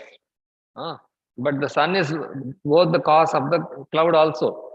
Similarly, the Maya also, it covers our vision. Because of our shortcoming, we are not able to see God, although he is present. I am not manifest to everyone always, like the sun, covered by my internal potency. Therefore, the foolish people do not know me. Just like we have the eyes, and above the eyes there's one membrane. Why it is there? It is to protect the eye, so that dust particles or water doesn't enter. Similarly, someone is not qualified. They will misunderstand God and they will offend God. So naturally, this Yogamaya potency, just like a house is there, you immediately put a curtain because we don't want the strangers to see what is happening inside the house. So similarly, this Yogamaya prevents us from knowing Krishna, but the same Yogamaya can help us to know Krishna if we follow the process. So, how to overcome this delusion? Krishna explains, Vedaham samatitani vartamanani charjuna bhavishyani cha bhutani mam tu vedana kaschana. Krishna knows past, present and future. So this we have to first accept, that Krishna knows past, present and future. I cannot know the past, I don't even know the present, I don't know the future. But you should accept that he knows. Just like the parents know about our past. When we were born, we don't know what we did, but they remember. Or in the future.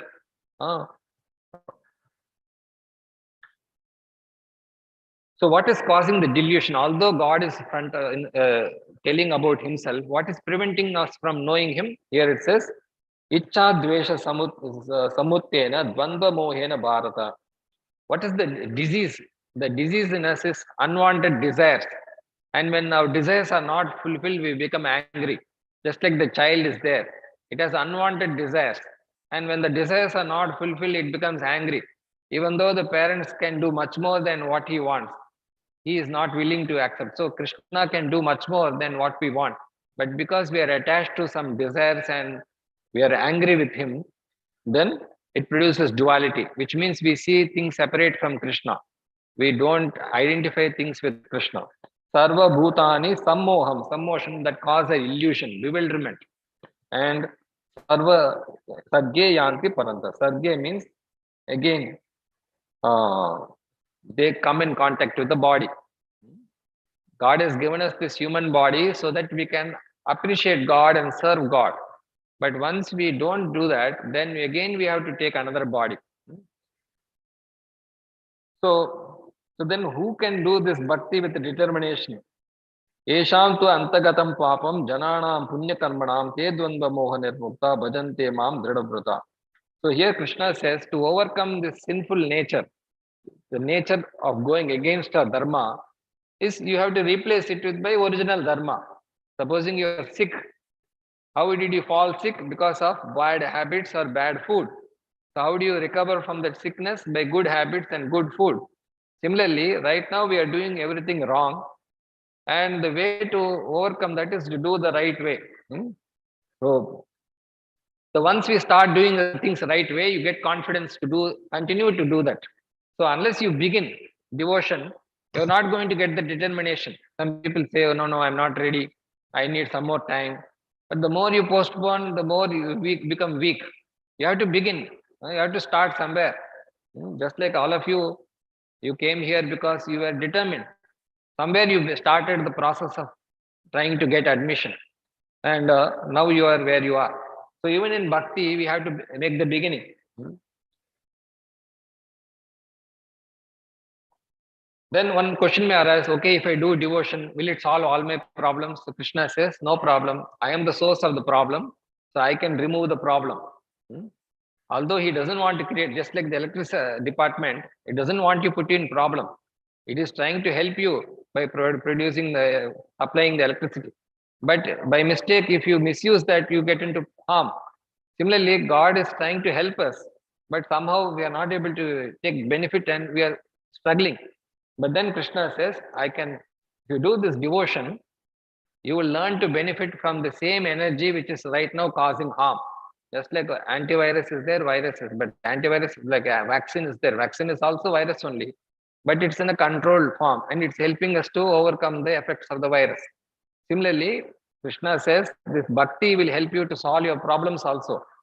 Then, so now Krishna promised Arjuna that you will get complete knowledge. So Krishna is going to elaborate that. What are the three divisions of that knowledge? One is Adibhuta. Krishna is going to explain in the next chapter how he is the source of all the material elements, how he is maintaining all the material elements. And then next he says Adibhuta, Adi Deva. Now we said material elements are there, the living entities are also there. And those living entities, some of them are able to control this material energy and some are succumbing into the material energy. So he is going to talk about the living entity because different living entities have different capacities to control this material nature. So he is going to talk about Adi Bhuta, how he is controlling all those living entities also. Because ultimately whatever is happening around us, phenomenal and noumenal, is because of this combination of living and non-living. So how he is controlling the material elements as Adi Bhuta and Adi Deva and Adi Yajna. Adi Yajna means when these material elements and the living entities come together, they perform something. And just because you did something, result is not assured. So who is giving the result? That is the Adi Yajna, which means he is the bestower of the benefits of sacrifice. You did some sacrifice, you came here. But who is going to give the benefit? Because I am speaking something and you are hearing. But ultimately, who is going to give the benefit? Not me, not you. Neither you are benefiting me or I am benefiting you. Ultimately, Krishna is ensuring that both of us get the benefit. So that how that is so, that Krishna will explain in the next chapter. So we'll stop here. Any comments or questions?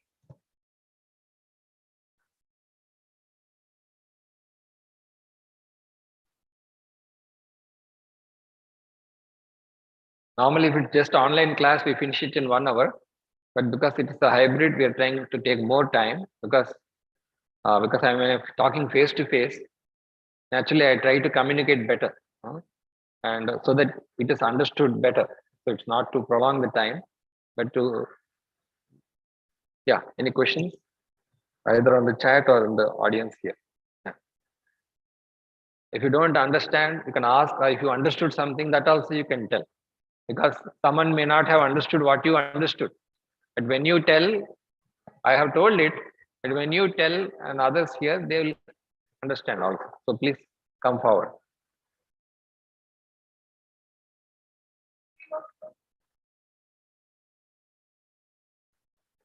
Mic, give the mic.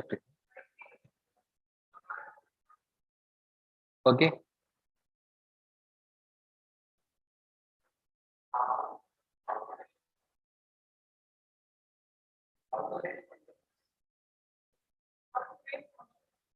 Yes, very good question you have asked. Actually, we have read in the earlier chapter, 3rd chapter, that the first is dull matter. Dull matter means this non-living thing. It is not conscious. Then above, but of course it is conscious because Paramatma is there. But living in it is by itself, it is not conscious. Then above dull matter is the sense objects. Sense objects means we have the eyes, ears, nose, tongue, and taste. There is some consciousness, just like a living person only can hear, smell, taste, and touch. So some consciousness is there. Some electricity supply is there. That's why this mic is functioning. The next above that is the mind.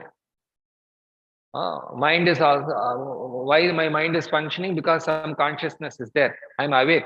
When I'm sleeping, also mind is thinking. When I'm awake, also mind is thinking. But when I'm awake, the mind is thinking much better than when I was sleeping. So some consciousness is driving the mind. Then above that is the intelligence. Again, that is also a product of consciousness. Only a conscious person can be intelligent. No matter artificial intelligence, we talk about artificial, no matter how much sophisticated the artificial intelligence is there, ultimately one intelligent person only has designed it. So which means a conscious, intelligent person only can design the most sophisticated artificial intelligence. So the consciousness. Then above that is the ego. Ego means Brahma is also intelligent. I am also intelligent. But Brahma has much higher intelligence. Why? Because his ego, he knows who he is. Then his intelligence is much better. So his consciousness is higher. And above that is the soul. So these are the different levels of consciousness. How do we know the levels of consciousness? There are 5 koshas. 5 koshas means Annamaya kosha. First is Annamaya kosha. Everyone is interested in food. That is the lowest level of consciousness. Animals are there. They are always looking for food. Even the plants also, they are looking for some food. That is the lowest level of consciousness when you are only conscious about food. Then is Pranamaya. Pranamaya means you want to do something. The child, newborn child, when it's born, it is like this in the womb, it's all tight. Once it comes out of the mother, after some days, it will keep on moving its hands and legs. So that is pranas, the movement of air. It is eating food, digesting food, trying to speak or do something because of the flow of air. So he is conscious about that. The pranas are always existing. But when he becomes conscious of those pranas, then he starts functioning. Then Manomaya. Then he becomes conscious about his mind. The child, for example, he has a mind, but he is not consciously doing what he is doing. He just does it like an animal, just does it. He doesn't think and act.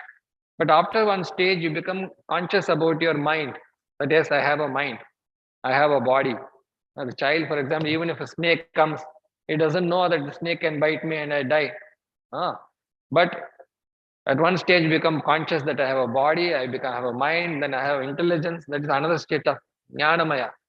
That is, you're conscious about the intelligence. Then Vijnanamaya. Vijnana means you become conscious that I am the soul. And then Anandamaya.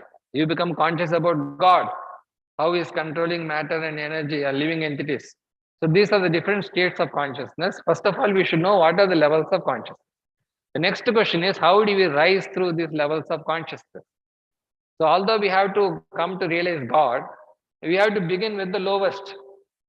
And what is the lowest beginning? By hearing about him, sound.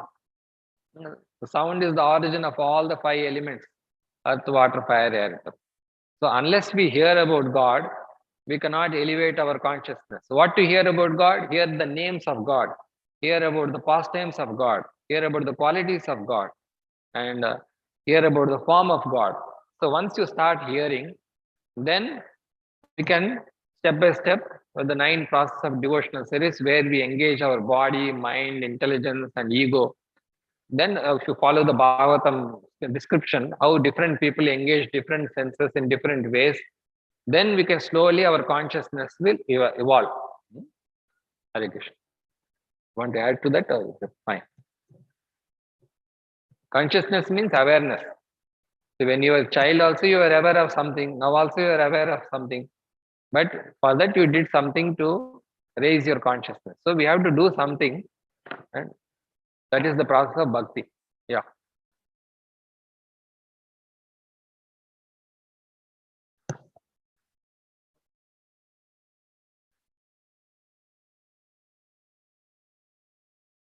Yes.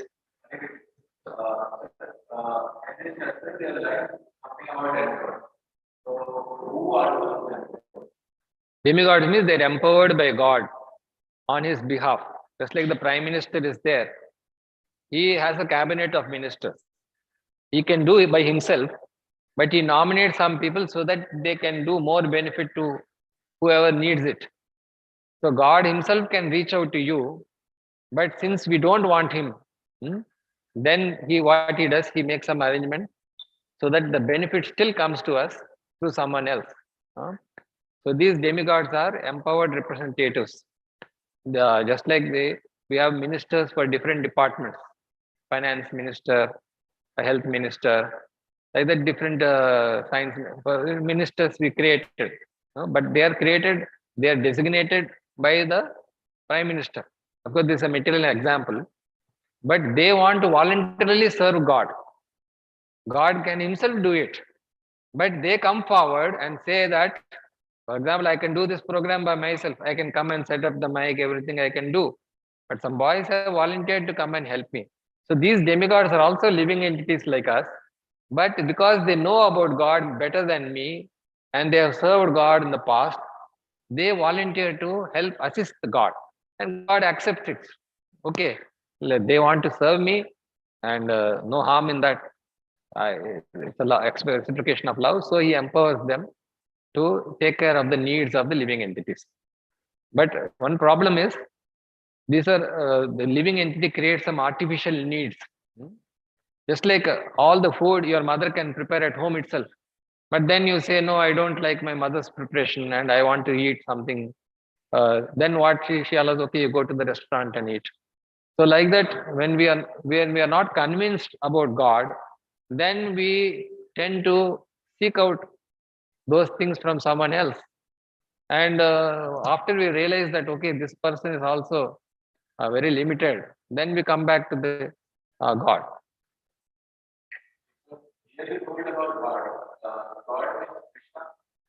Yeah, actually the word Krishna means all attractive. So that is, you can say name wise, you say Krishna, we call Krishna, but there's another way of explaining Krishna means Akarshati. Akarshati means he's attractive. So why he is able to, who can attract a person? Normally a beautiful person can attract us. You see someone is really beautiful, you don't have to, he need not do something to advertise himself. The moment you see he's beautiful, naturally you go to him. Similarly, you see a person very intelligent, he need not advertise. You hear so and so intelligent person has come, okay, just by word of mouth you want to see him. Or you find a person is very strong, he is attractive, and he is very beautiful, famous, he is attractive. Very rich person, he has so many servants and so many opulences, he is attractive. And ultimately, even though he has all these five, he is renounced. Renounced means he is willing to share the benefit to others. That only God can possess. So that is the meaning of Krishna. And how do we know that Krishna has this? When he makes his appearance, he demonstrates that. And all the demigods like Brahma and all this, when they are not able to solve the problems, because Brahma is also very intelligent, Shiva is also very strong, demigods also very strong, but they are not able to solve some problems. Then they go and pray to God, you please make your appearance, we are not able to solve. So then when he comes, he demonstrates all these opulences. So that is the meaning of Krishna. So that is explained in the scriptures also. Rishi Bhura, that I don't remember that scripture itself defining who is God. And that is the, yeah.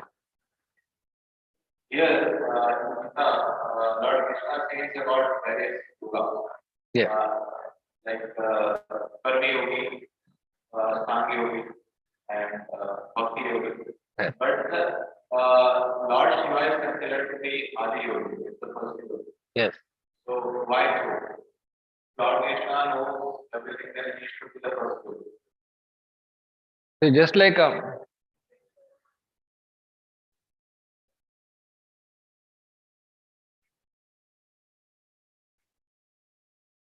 the same example I gave you, that the father is the owner of some property, but the son also becomes the legal heir of that property.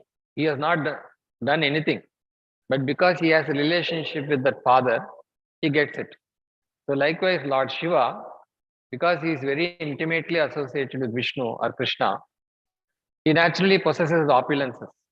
And that's why people go to him for those opulences. He knows, Lord Shiva knows that I am having these opulences because of God.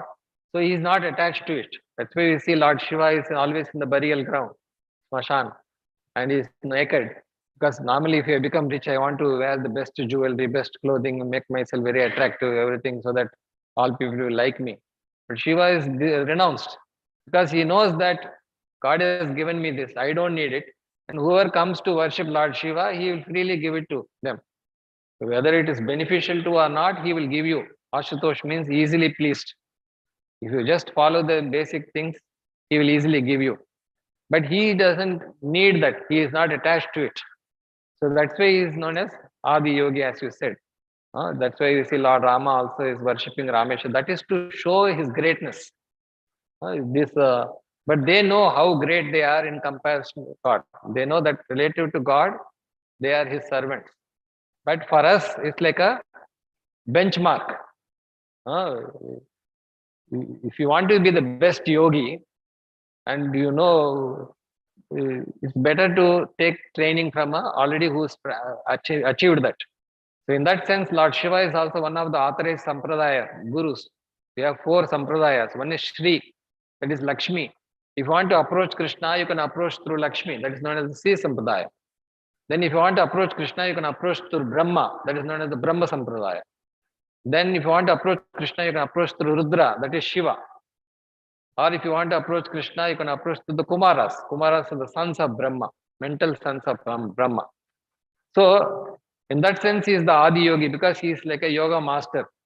He has perfected yoga by serving Lord Krishna. And it's not, he did not become perfect. He is already perfect. He is not like an ordinary Jiva. Jiva can attain, has to attain perfection. But Shiva is not an ordinary Jiva. He is already perfect because of his connection with God. But still he is limited.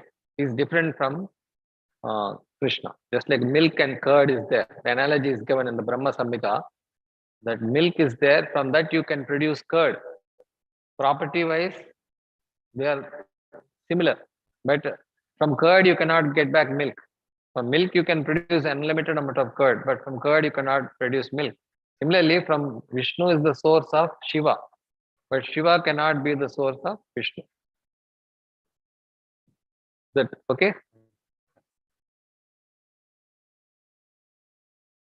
So Karma Yogi means he is trying to attain perfection through work. And he can attain perfection, but that is also limited. What is the perfection limit? He can go to higher planets. Karma Yogi, highest is he can change from one planet to another planet. Then Jnani Yogi means he can go out of this material universe. He can get liberation. But then, okay, you can, some people don't even get into IIT. Even get into IIT, some people struggle to clear or get good grades. But let us say even you come out of it. That doesn't mean immediately success is waiting for you. You have to do something more. So Jnani Yogi may get free from all suffering. But that doesn't mean he is really successful in the sense that unless he takes to devotion or becomes a devotee, he is not at perfect. And then you have the in between the Dhyana Yogi. Dhyana Yogi means he is able to see Paramatma, how God is managing everything. But that is not enough. But Bhakti Yogi means he gets the results of all these 3 and also the results of what they don't get. Just like if you are a PhD, obviously you have gone through higher schools, senior higher school and BTech, MTech. So something like that. Okay, any other comments, sir?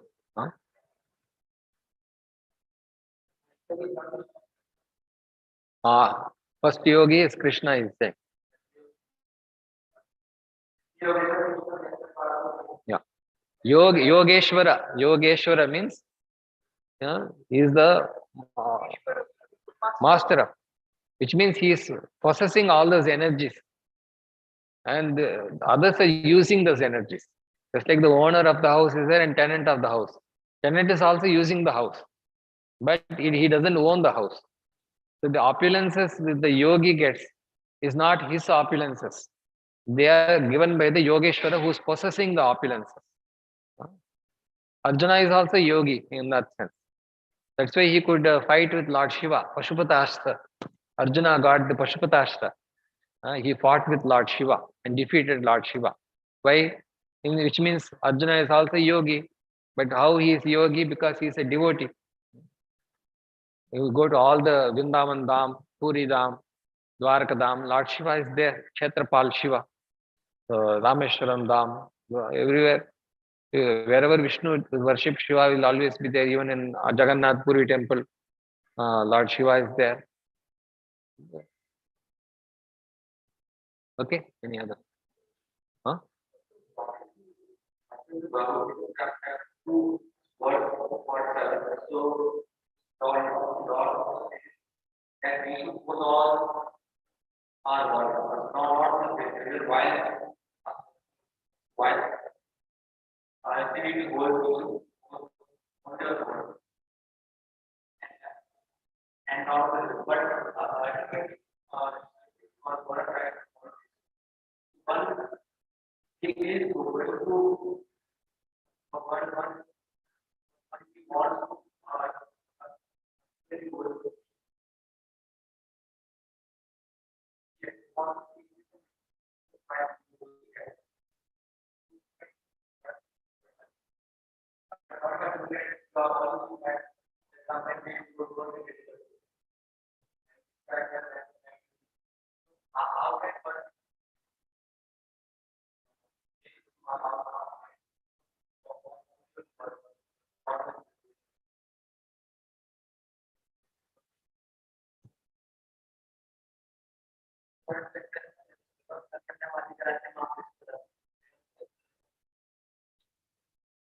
Yeah, first is to achieve any goal, someone should set the goal for you. Huh? And then he should give you a process. And you have to follow the process. That's why it says Sambandha, Abhideya and Prayojana. Prayojana means the goal has to be set by someone. Supposing you are playing football, in open ground also you can play football. But someone has set a goal here. Okay, this is the one goal, another goal post, and then you are playing. So the goal has to be set by someone. So that has been set by everyone for every one of us. Common goal. That is to attain love of God. Krishna has already set that goal. Okay, that is very clear. Whether you know it, accept it, that's a different. But God has already given the goal, common goal for everyone, which all of us can achieve. That is love of God. Why? Because He can give love. God by nature means He can give love. So it is very likely that all of it can achieve it. He has unlimited love. He can satisfy all the living entities. So that is the goal, ultimate goal. Of course, to reach that goal, you may create some secondary goals. Now, having set the goal, He is the goal setter. And then He is giving us the process.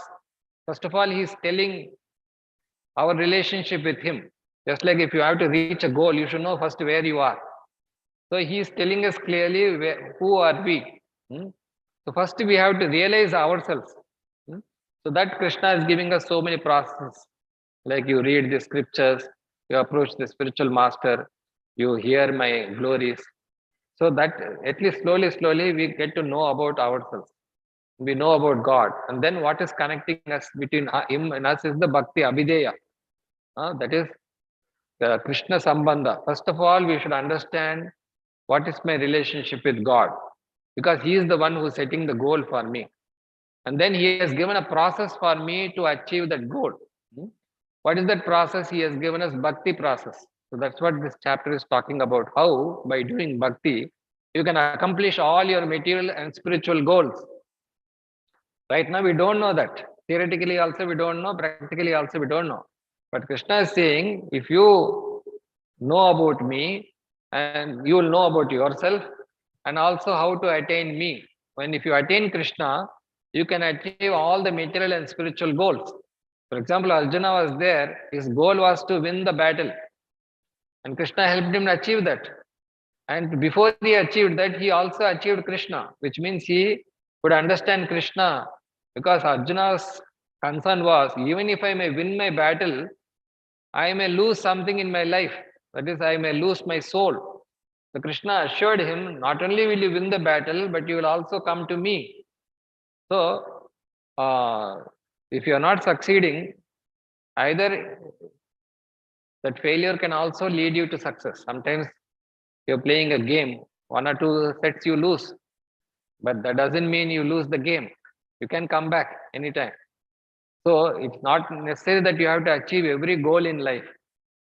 But as long as you're moving in the right direction, so what is that direction? That is given by this process of bhakti. So as we see in the 18th chapter, why we are success and failure very nicely explained. There are 5 factors for any success. Why Krishna is saying karmanyevadhikarasya ma phaleshu kadachana. That is explained in the 18th chapter, that there are 5 factors. One is living entity is the cause for success, which means success, one of the important factor for success is yourself. You cannot blame others for your failure. You are also 1/5 of the cause for the success, living entity. The next cause is the place, that is the body. Supposing you have a difficult body with some difficulty, then obviously there's a limitation on what goals you can achieve. Supposing you want to become the Olympic gold winner in swimming, but you have a very weak body, obviously you cannot get. So you need a place, that is the sthanam or the body. For example, Brahma is able to do devotion easily and you are struggling. So to achieve some goal, you need a suitable body. Supposing if your goal is to fly in the air, obviously with this body I cannot fly. Or if you want to swim in the ocean, with this body I cannot swim. So you need a suitable body. That is the second factor. Third factor is we need senses. For example, you should have developed those senses. Some abilities, you should have developed your skill set. Supposing you wanted to achieve something, you should have developed the skill set, then only you can even attempt it. So if you don't have those skill set, there's obviously you're not going to succeed. So that senses, you have to refine your senses by hearing, smelling. So what is the difference between a talented person and you? He's also having the same eyes, ears, nose, everything. But he has utilized those senses in a refined way. So that is the third factor. The fourth factor is endeavor. Although everything is there, you have a body, suitable body, you have a very good car, and you are also a living person, and you have undergone the training, but still you have to do the work in a certain way. There is a particular, to achieve certain, do some job, you have to do it in a particular statement of the standard operating procedures are there. So for every goal, you have to endeavor in a certain way. You may be very talented, but unless you apply the talent properly, you're not going to succeed. And even if all these 4 factors are there, still there is a Deva. That is the God has to sanction it. Unless God sanctions, you will not succeed. So why doesn't he sanction? The question may arise. Because if he sanctions it and you get it, then you may say that I don't need God. Just like Ravana was there. Once he got Sita, he thought I got what I wanted, I don't care about Rama. But then Lord Rama had to punish him and make him realize that it doesn't belong to him. So if you think I will achieve everything without God, after some time you will say that, okay, I don't need God. I can get whatever I want. So that's why sometimes he doesn't sanction. So these are 5 factors. That's why Krishna says, Karmanyeva adhikarasya mafaleshu kadachana. Unless you come to the accept that my karma is only devotion, till that time he will not give you result. So otherwise it's not avaram karma. Krishna tells later. Except actually we are meant to do only devotion. But other than devotion, whatever you do, then you may not get the results you want. But if you become a devotee, Krishna is willing to give all the results effortlessly. Okay. I think we'll stop there.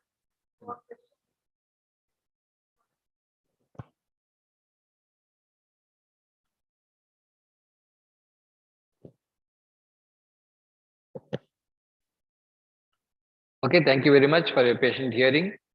So we'll do one round of chanting. Of course, we'll stop the analysis. Thank you for joining us. We'll meet again next week for the 8th chapter. And every day, actually, we have in the evening a detailed discussion on English and Hindi. The same link which you joined online today, it can be used to join daily. The more you understand, more practical it becomes. Don't think that we are simply coming and giving a lecture. We are all practicing it and seeing the benefit in our, as you asked, we also had goals and we are achieving the goals. That's why I'm continuing my devotion. It's not, of course, devotion has to be done for devotion's sake, but we are seeing the benefits of the materially also. So we want you to benefit the same way. So although we heard Bhagavad-Gita, the best way to practice Bhagavad-Gita is to practice Bhagavad-Gita, and that is through chanting this Maha Mantra, because the sound So I will end the session. You end it. Yeah, Zoom.